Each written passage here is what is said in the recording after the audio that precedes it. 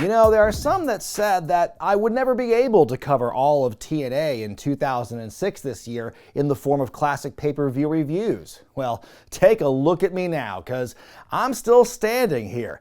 But you coming back to me may be against all odds 2006, but that's a chance I've got to take. From the Impact Zone in Orlando, Florida on February 12th, 2006. First, let's catch you up on what's been going on since the events of Final Resolution. 2 weeks after the big main event where Sting made his TNA return and helped beat Jeff Jarrett and Monty Brown alongside Christian Cage, Sting appeared on an episode of Impact to announce his retirement from wrestling. Oh, that old chestnut. Well, he said that the moment was so beautiful and wonderful at Final Resolution, he doesn't want to tarnish it. So he takes his leave, but something still feels amiss about his departure from wrestling, and as that is happening, conspiracies continue because Jackie Gata has all this list of demands and stuff and these orders and threats she wants from Jeff Jarrett's group. There's recordings about stuff and there are names mentioned in them. Oh, it could shake TNA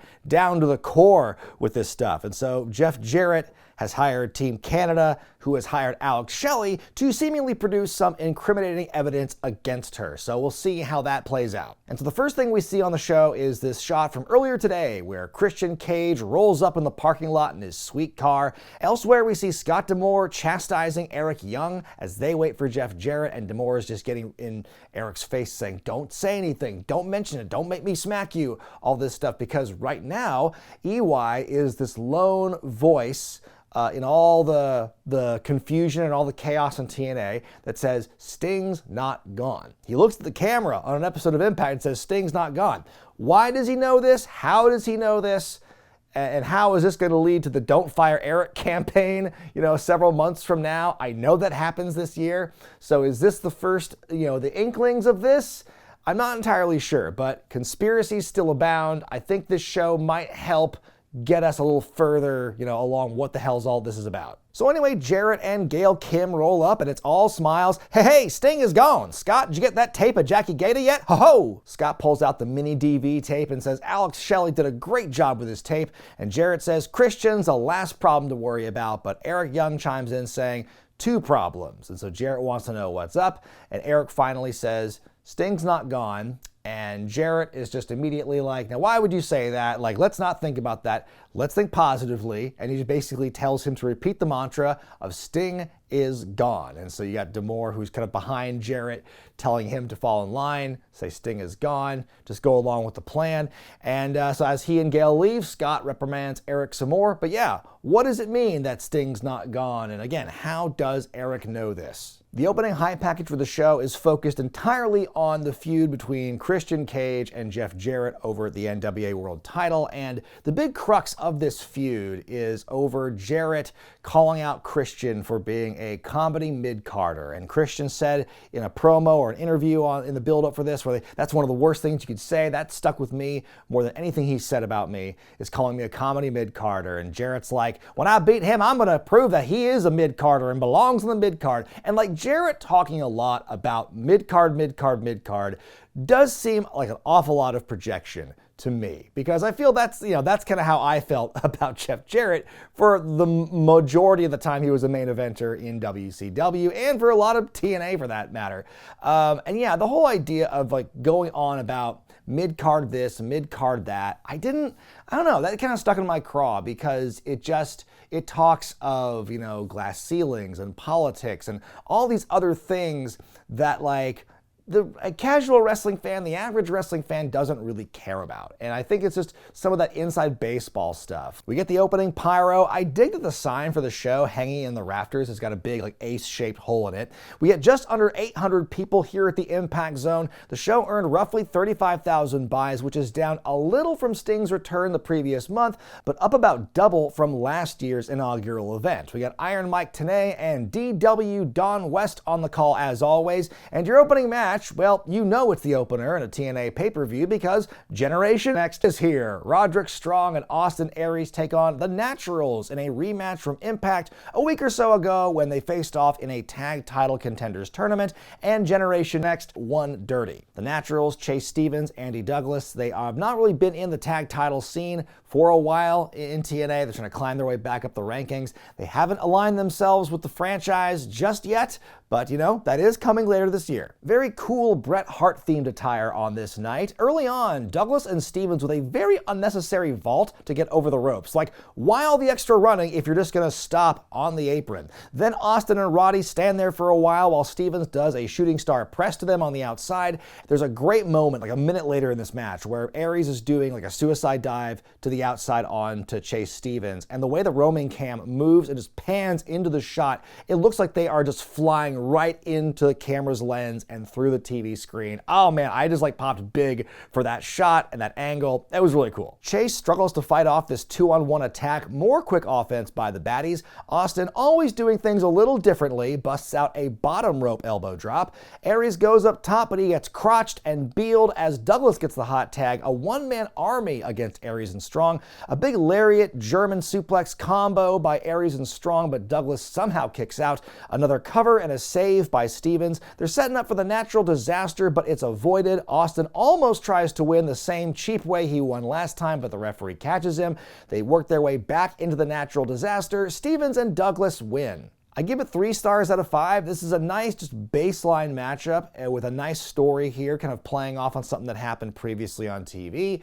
Nice callback to it in the finish. I think Aries and Strong are a great tandem. Like, they're just very much raw and unshapen clay compared to, you know, what they're ultimately going to be like. But I think their attitudes and their personalities are really good for the setting they're in. They mentioned on the pre-show, Larry Zbyszko of the championship committee says he's allowing no outside interference, no weapons in existence in the world title match, he says. He says the referee situation is taken care of. Backstage, Jeremy Borash is with AMW and Team Canada, the satellite members of Planet Jarrett. Chris Harris is the first to speak. He talks about the upcoming tag title match they have with Sonjay, Dutt, and Chris Harris. And you know, dare I say he's playing this a little babyface, or at the very least neutral, because he's putting over, hey, Dutt and Sabin, you're a great young tag team. You've been winning a lot of matches. And then you've got James Storm behind him kind of saying, are you drunk? And just kind of laughing. And Harris just kind of like plays it off and just keeps delivering his promo about how they're going to retain regardless. Then we go to Coach D'Amore, where he says first that Gail Kim owes him a very public apology for not trusting him to get the goods on Jackie Gata. And he says, Jackie, you made a big old list of threats and demands, but you better show up to Impact next week because now the tables are going to turn on you in a wrong way. Larry Z walks in and he's just kind of reiterating what we've learned about, you know, no interference in the main event or they'll be fired on the spot. Scott D'Amore scoffs at the news, but Larry's having none of that shit, saying he's not taking the fall for him, Jarrett, or anyone. That's the law, and Scott doesn't seem too confident now. Rabble, rabble, conspiracy, conspiracy. Coming up next, a 4-way X Division exhibition. An exhibition. You've got Alex Shelley, Petey Williams, Jay Lethal, and Matt Bentley. Dig that Bentley bounce. We start out with Bentley and Williams doing some back and forth. Bentley's lady Tracy gets on the apron to distract Petey, whose first instinct is to grab her by the hair, naturally. I love Don West's line here where he tries to rationalize why Petey was distracted, where he says, well, your brain says that it's a trick, but your body says I gotta go over there anyway. Lethal tags himself in, which gets the first big reaction of the match. The fans love Jay here. He gets all kinds of chants. He gets worked over a lot by Shelley and Williams, who have worked together, but wouldn't you just know it, they start arguing, allowing Jay to tag Bentley in. Lethal, about a minute or two later, he breaks up this Tower of Doom spot. He does a bridging German to Shelley. Even though he's not the legal man, there is a pinfall attempt here, but then Bentley breaks it up with an elbow drop to Lethal. At some point, we just forget who is legal, because the last thing I saw, Lethal tagged in Bentley, And then from there, it just felt like everyone's legal now because Lethal's just doing spots with Williams and Shelley, and I know he never tagged back in. Then he just powders for a bit, and we get Shelley and Bentley. We get Bentley versus Williams. He sets up for the Canadian Destroyer. We see Jackie Gata show up on the outside. She immediately confronts Shelley, slaps him around, starts to attack him. Petey finds this hilarious, but that allows Bentley to fight out. But Jay hops in and rolls up Petey to get the upset win. Big pop from the impact zone. I give it 2.5 stars out of 5. This one also felt just kind of like it's a match to get some X Division guys on the card to further showcase what they can do. It felt like a lot of it was window dressing to them trying to further promote, again, the conspiracy stuff with Jackie and whatnot. I mean, it was a fine match until the end when people just kind of forgot what the rules were. JB is in the promo zone with Rhino. He's got a Falls Count Anywhere match coming up with Abyss.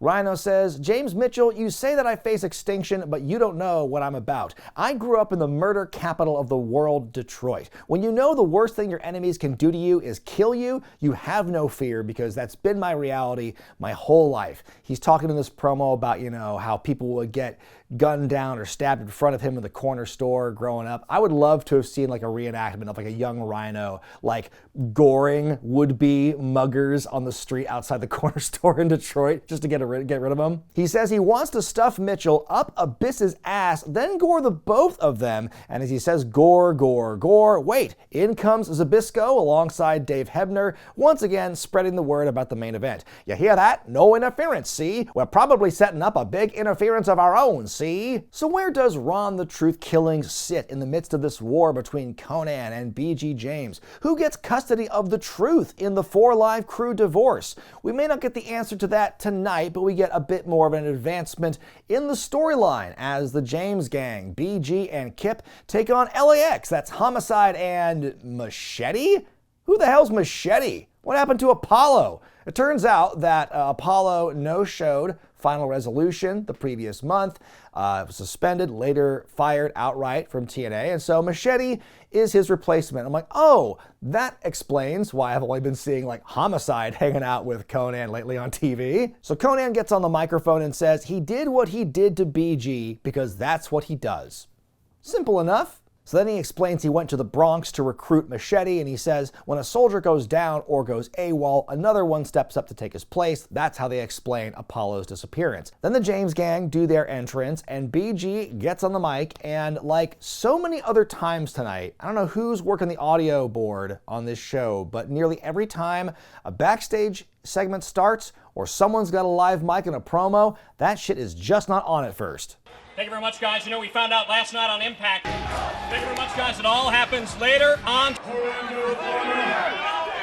as the rest of the viewing world. Your outside championship committee member, Larry Zbyszko. LAX jumps the Jameses before the bell, but their momentum doesn't last long. Homicide is very undeterred by the size disadvantage he has against Kip. They struggle a lot into a gut-wrench powerbomb at one point. Machete comes in, sells a lot for BG. He walks right into a very snug clothesline by Kip.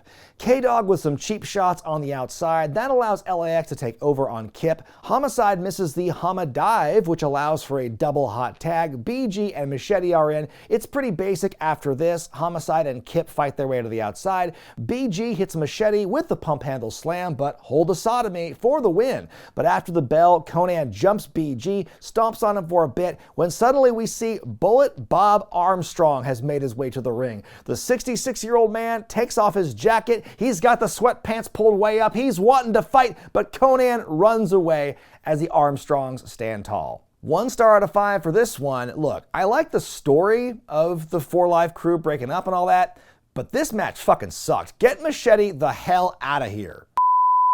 Hey Regretters, big news! I'm headed to Oberhausen, Germany this March to film a documentary all about WXW's prestigious 16-karat gold tournament. Click the link in the description or scan the QR code to learn how you can help support our adventure, get early access to the doc, exclusive footage, and limited edition merch. Thanks, and back to the video. JB is backstage waiting outside Larry Zbyszko's office. Hey, wait a minute. Where the fuck is Shane Douglas on this show tonight? He's nowhere on here? I don't get to do the voice? Just then, referee Slick Johnson shows up and he wants an audience with Zbyszko. He says that there's no referee assigned for the main event tonight. And he says, hey, I refereed 83 main events in WCW. Like, dude, that was 5 years ago at this point. Let it go. Zbyszko says the referee situation is under control and he says, don't you think I would write it down on a piece of paper if I wanted you to know? And Slick's like, I'd hope so. Coming up next for the NWA World Tag Team titles, America's Most Wanted defense against Sonjay, Dutt, and Chris Sabin. So after what happened at Final Resolution, when we had AMW use all that chicanery to retain against Team 3D, Team 3D wanted both teams. They wanted Team Canada, they wanted AMW, but they couldn't pick them both, so they had the fans vote on their website, TNAWrestling.com, which team they wanted to see Team 3D face. And so Team Canada won the poll. That left the Tag Team Champions dance card open. They did a 2-week tournament on TV to crown new #1 contenders, and that's how we got here. They show a replay of the previous night's Impact, and they show how Sabin rolled his ankle real bad during a sliding drop kick. Ouchie wouchies, but he is still here wrestling tonight. We get some Kill the Cowboy chants as the match begins. Challengers look strong early on, but then Harris grabs Sabin's bad leg from the outside, begins to attack it, and the leg is a huge liability for Sabin in the match. Harris really cranks on the ankle here, Storm driving his knee into it off the second rope. The backstabber to the back of the neck, by the way, is a crazy move. Sabin, his legs barely hanging on. He tries to fight out of the corner. He's a hoppin', but Storm decks him from behind. So close. Sabin leaps to make the hot tag, and Sonjay goes on a big run. He fights for that Sonjay cutter, and he gets it. Harris brings a chair into the ring, but it backfires on him with a tornado DDT. A shooting star by Sonjay, still not enough. There's a great part on the outside where Storm slams the barricade down onto Sabin's leg. I guess, because if you look at it, there's no way that thing's making contact. It's like the leg of the thing just perfectly bridging over it, but we gotta pretend oh, it really fucked his ankle up. So anyway, Sonjay rolls through his big flip-de-doo, but is still a sitting duck for the death sentence. AMW win and retain.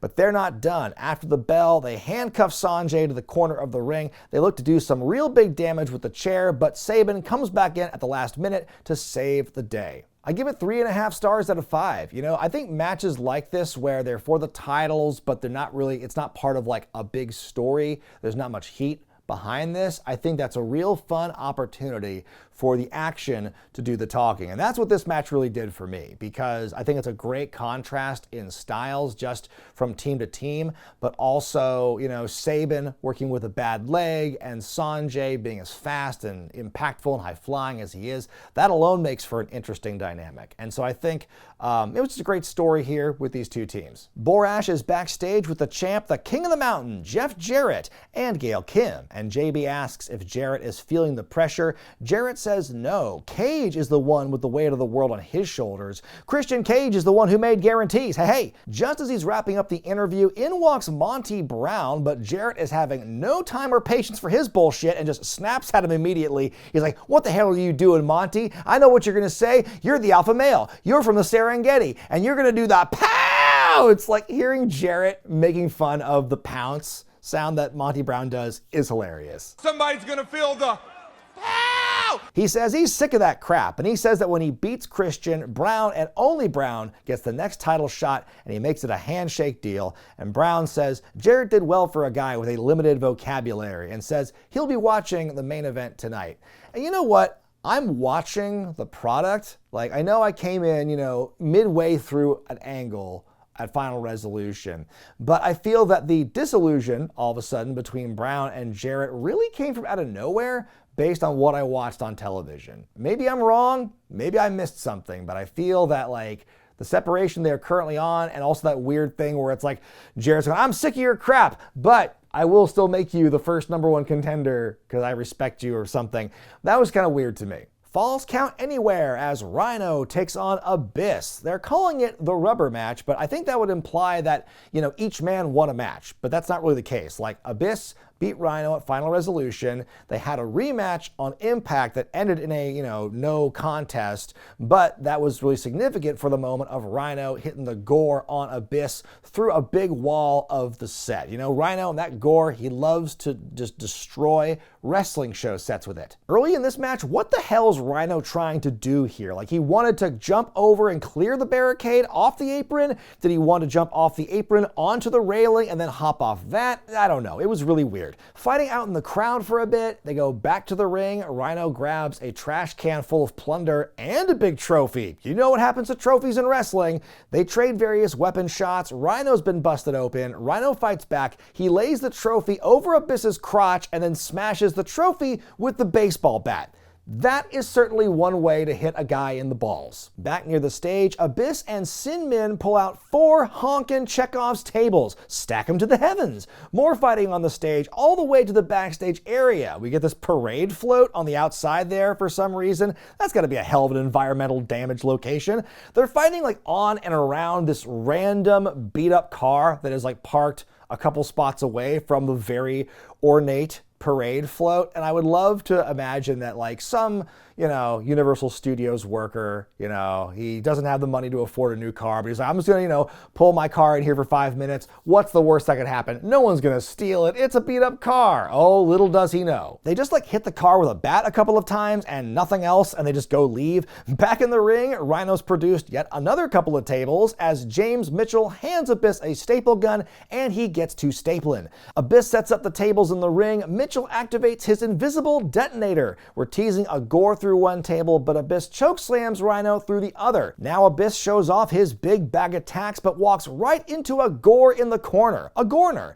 Mitchell with a timely distraction that allows Abyss to strike again. They fight back into the crowd. Abyss breaks away part of the railing, teasing a chokeslam onto those stacked tables, but Rhino fights out of it. He gets a big running start. Shoulder check! Shoulder check! Shoulder check! Rhino hits the gore to blast Abyss off the ledge through the tables. You've got to be kidding me. Rhino goes back down there, gets the cover and the win. I give it 4 stars out of 5. I love this kind of matchup in TNA. I think Rhino and Abyss have great chemistry, and this does build off significantly from what they did last month at Final Resolution. Just don't insult my intelligence and call that finishing move that Rhino did a gore. If him doing a shoulder tackle to somebody in the corner is not a gore, then that sure as shit wasn't one either. We go backstage to JB in the promo zone with X Division champion, the undefeated Samoa Joe. He's going against AJ Styles and Christopher Daniels up next. Joe says that they went after him for his conduct and sportsmanship, but it's never been about that. It's always been about the X Division title. And he says he's brought 2 towels tonight, one as a reminder and one for the trophy case. I'm just glad the blood on his towel is actually brown, because for the last month or so when Joe was walking around with the towel, like, it was still very much bright red. And he says, Chris, you're not fighting for your family, and AJ, you're not fighting for the safety of a friend. You're not even against all odds. It's worse. You're against me. Joe wins the prize pool. He's the first and only one tonight who mentions the name of the show in a promo like that. After the trainers, referees, and EMTs are checking on Abyss and he gets helped up, the fans are actually chanting for him. That's nice to see. We go to the X Division Championship 3-way match. Samoa Joe, AJ Styles, and Christopher Daniels. They're running back the all-time classic from Unbreakable the previous year, which I did goof in my Final Resolution review. I mentioned the TNA fans voted Abyss and Sabu match of the year. I got that wrong. It was obviously this one. I do find it very interesting, like how little they're referencing the Unbreakable match in the build to this. Like, they've alluded to it obviously, but they don't really address it much in the build or in the promos. And I wonder if that's to like keep people's expectations down, because I think they knew even back then how groundbreaking and pivotal of a match that was. Like, this is not like we look back on it with nostalgia for how good of a match it was then. No, we knew back then that match was something special. So maybe by not bringing too much attention to it, like, they themselves aren't putting a lot of extra pressure on the company or the wrestlers to try and top what they did. So last month at Final Resolution, you remember Joe was beating the hell out of Daniels in the title title match, and AJ threw in the towel for Chris's safety. Daniels was mooey pissed about that. He's got a lot of pride. He even cost AJ a match against Shannon Moore on Impact in the same manner. And meanwhile, Joe's just like, I'm going to end both of your careers. The action's fast and furious from the start. AJ disposes of Daniels. We get Joe and Styles for a little bit. Daniels monkey flips AJ, but he's caught by Joe and he turns it into a Boston Crab. Nice. On the outside, Chris goes for a dive, but Joe just hits the open palm slap.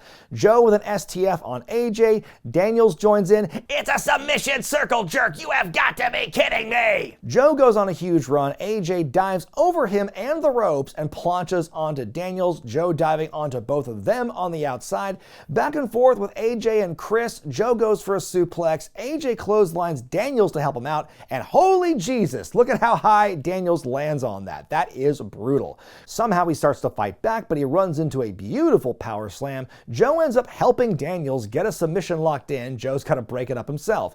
Back and forth with Joe and Chris. The Fallen Angel hits a German suplex and the BME. Angel's wings attempt. AJ runs up into a sunset flip into a Styles Clash attempt. Daniels gets Joe on his shoulders. AJ hits Joe with the forearm. Kinda. They picked a really bad angle for that. Then Daniels hits the DVD. Good Lord, that was high and tight.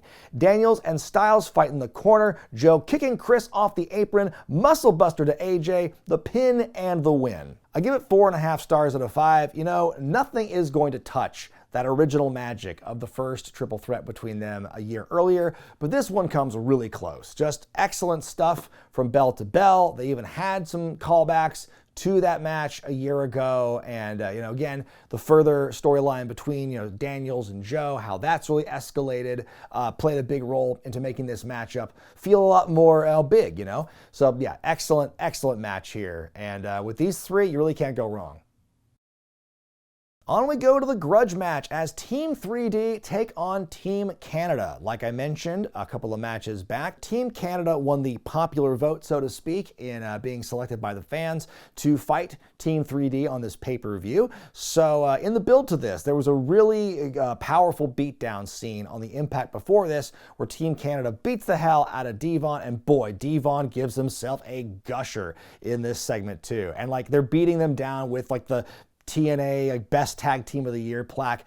Yeah, I know the thing with AJ Styles and Shannon Moore just wrapped up before this, so it's okay, we can only have angles involving the TNA year-end plaques, one plaque at a time. JB is in the promo zone with Team 3D. Devon's looking real jacked, baby. He is looking real oiled up and looking mean. And that headband, the bandages around his head, you see the blood still kind of leaking through it. God, that's a great look. I thought at first he just had a headband on, which would have been cool as well, but the blood already kind of staining through the bandages, that is a great look. Brother Ray says if pissing people off were an Olympic sport, Team Canada would probably have a lot of gold medals. And he says, you've got people in New York City ready to spit in your face, people in Detroit ready to slash your tires, but they're the least of your worries. We're the least of your worries. And he says, you've got people in the Impact Zone who want to jump that railing and tear you limb from limb and shove that flag up your ass.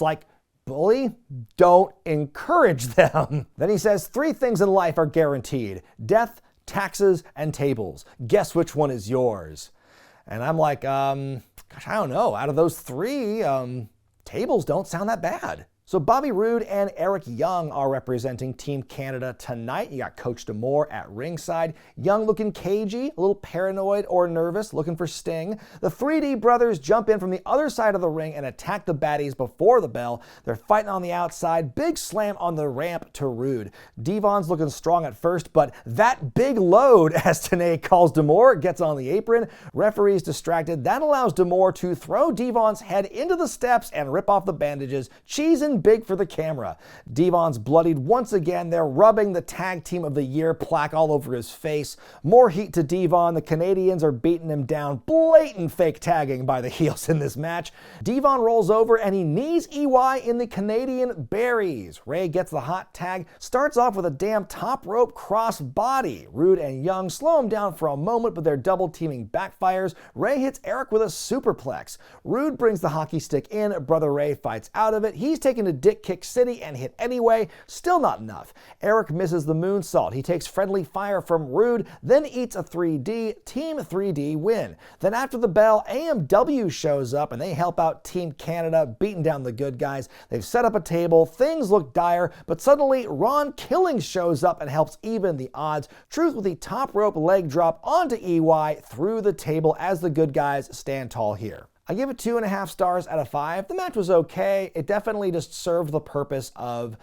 Team 3D getting a big win back, getting their momentum back after the chicanery caused last month, getting the revenge against the devious Canadians, and that was pretty much what the purpose that this match served. I liked Devon selling a lot, but yeah, the match itself, it was just in the middle of the road for me. MT and DW, hey, Mountain Dew, have a chat about the main event, about Larry Zbyszko and so forth. Then we see Borash in the promo zone with the guy whose mug we've been seeing peering over everyone's shoulder all night in the logo, Christian Cage. They are moments away from the biggest match of his 12-year career as he challenges Jeff Jarrett for the NWA title. So Christian admits that he is nervous as hell, and he talks about that everything he has accomplished and everything he's done in his career, from the very first match he had to the very first championship he won, he has dreamt of this moment to be a world champion. And now is the time to prove the haters wrong. Was it a smart move for Christian Cage to leave a big money contract in WWE?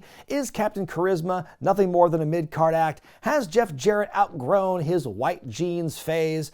And he says, other than the white jeans, we have a lot in common. We're both all about lying and cheating and backstabbing, but at least I'm honest about it. I do like the self-aware, shades of gray kind of babyface.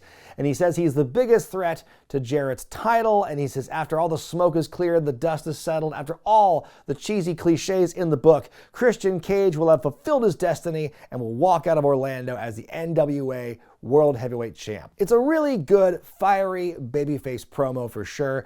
And all I can think of is, boy, it sure will be disappointing if the guy whose face is just all over the marketing as like the supposed savior of TNA, if he loses tonight. Main event time for the NWA World's Heavyweight Championship as Jeff Jarrett defends against Christian Cage, the battle of blonde alliterative lads. So again, after Final Resolution, Sting retires, and so that leaves this void where, now we need a #1 contender for the championship because the last guy who beat Jarrett is gone. And so the whole narrative is, Jarrett says, TNA management, their big hope, they went all in on Sting, and now he's gone. So now they're throwing a Hail Mary. They're in panic mode. And so there's this open contract to determine Jeff Jarrett's next challenger. And they do this whole thing on an episode of Impact where it's like Christian's fighting for it and Rhino's fighting for it and maybe Monty Brown will sign the contract. And then like a week later, it's just, hey, Christian's #1 contender. And again, I'm pretty sure I watched all the TV leading up to this, and there was never a moment where Christian actually signs it that I saw. It's just, the contract was blank, and now Christian's there. So again, either I'm messing something up, or TNA is messing something up in the communication here. We see Zbyszko and Dave Hebner make their way out to the ring, and they bring out the referee for the match. Only one of the most controversial refs in history, Earl Hebner. They do bring up Survivor Series 97 by name. I guess, 9 years later, a lot of those wounds still haven't healed. I don't believe Hebner is selling the t-shirts that say, damn right I did yet. But to review, no interference, no weapons, none of that. Because if you do, you're fired on the spot. Let's see how they work around that. We get the intros, get a lot of chatting between Zbyszko and the wrestlers. He shakes their hands. Both guys size each other up early on. We get some backy-forthy. Fighting on the apron, Cage hits the reverse DDT on Jarrett. We get a shot of Cage's wife, Denise, at ringside. Cage goes up top, becomes crashing down onto the barricade right in front of Denise. More fighting outside. Jarrett with the slingshot into the announce table. Christian doing a lot of the work on that one. Back in the ring, Hebner breaks up some cheating. Jarrett gives a shove. Hebner shoves him right back. Jarrett distracts Hebner on the outside. That allows Gail Kim to hit a Hurricane Rana on Cage. And this is, going to be a sticking point for me in this matchup because there is going to be a fair amount of interference in this matchup. And the whole thing where it's like it's only interference if the referee catches it. But at the same time, we all have eyes and we have the ability to watch footage back. So, do you think this is going to be acted upon and met with consequences? Hell no. X-Chin fights back, even gets the figure 4 locked on Jarrett himself. And again, Gail Kim getting away with some bullshit. Jarrett locks in the sharpshooter, and as soon as he turns it over, you see Hebner is ready to ring the bell, but Cage has to grab his ankle and get him to stop. And then Hebner's just like, okay. And then he fights out of the submission, but why? Why would you immediately go to, oh, sharpshooter, gotta ring the bell, and then oh, you're gonna screw him then? But then if Christian just stops you by grabbing your ankle, what's stopping you from ever just stopping the match and fucking over Christian? Or is this just some Pavlovian response to the sharpshooter that Hebner has now, where he sees it and just immediately goes, oh fuck, ring the bell! But Cage and Jarrett get to do the reversal that Brett and Shawn never did. We get a double down after Cage is pushed into the corner, falls down and headbutts Jarrett in the dong. Cage begins to fight back. Jarrett slides under Christian and takes out Hebner. I've seen this one before. Jarrett hits the super stroke off the top. Somehow Cage is able to kick out because Hebner takes too long to make the count. And now Hebner gets smooshed. An unprettier by Cage, but there's no referee. In comes Slick Johnson, but he only gets 2. Cage looks to use the stroke himself, but he takes Cage to Dick Kick City. Slick is about to disqualify Jarrett, so Jarrett just beats him up. Problem solved. Jarrett brings in a chair to the ring, but it backfires horribly. Still no referee. Cage has had enough, and he chases Gail around the ring, goes to hit her with the unprettier, but Jarrett with the El Kabong, the cover. Hebner with the slow count, but Christian kicks out, and the crowd explodes because they thought all was lost. Kim goes up top, goes for another Hurricane Rana, but Christian just plants her with a power bomb. So, funny story about that moment. I'm actually watching the match when I took my kids to gymnastics lesson or whatever. So I'm sitting there where the parents are, and I'm got my headphones in, I'm watching the match, and when Cage power bombs Kim, my instinctive reaction is to go, whoa, at that. And then I look over and this woman's this other parent, it's glaring at me for reacting that way. I'm sorry. The stroke is evaded. Christian hits the unprettier, the cover, and the win. Christian is the new NWA champion. The crowd goes nuts as Cage stands tall as the new champion. We get the pyro, we get the lights, we get Denise. I give it 4 stars out of 5. It is amazing how much smoother watching a Jeff Jarrett match will go when they really dial down the bullshit. There was still a fair amount of it in this matchup, but I feel it wasn't nearly as egregious as, say, the main event of Final Resolution. We still got a fair amount of stuff with Gail Kim, and then this kind of will he or won't he regarding Hebner, but thank goodness the right person won, at least. That being said, for all the hype about no interference, no weapons, none of this, or people are going to get fired on the spot, that feels to me like we are setting things up for some other different kind of interference down the line. But all we got was just the same basic, oh, Gail Kim interferes, and oh, there's a chair, oh, there's a guitar. And again, like I said, if the referee doesn't see it, then it doesn't count. But I don't believe that. Again, you are just playing with logic that makes you stop and go, well, this doesn't make any damn sense, because we all saw it. There should be people getting fired over this, but there will not be because it's wrestling. But I was super stoked about seeing Christian Cage win the World Championship during this time, because I was a big peep in the mid-2000s. I was one of those people who was really upset at how Christian was treated and perceived by the end of his WWE run, and I felt that he wasn't given a fair shake. And so I think him going to TNA, him, having this real big singles renaissance there was great for his career. It was super validating. There's a part of me that even thinking back then to when he won the NWA title, and I was happy for him, but I'm like, yeah, but, at that point in my life, I was like, yeah, but TNA is not that big a company. Yeah, but the NWA title, it's got the history and the lineage, but where does it really sit on exposure and that sort of thing, magnitude, what have you. So it was good to see Christian get that recognition that he was honestly deprived of in WWE, and I don't think his later run as ECW champion makes up for that, but I do think that there is a perception issue where it could only happen by him going to this other smaller company. But at the same time, hey, very happy for him. it's a very conflicting time. My grade for Against All Odds 2006 is a B+. Another overall strong showing by TNA here. Again, in the match department, it is really solid. Only one stinker of a match on this show, and everything else I really appreciated. Some great matches, you know, the triple threat match with the X Division title, the tag title match was fun as well, and of course, you know, the catharsis of the main event of Christian Cage finally knocking that bad old white jeans Jeff Jarrett off his perch, you know, and winning the belt, getting that big win, validating so much about his career.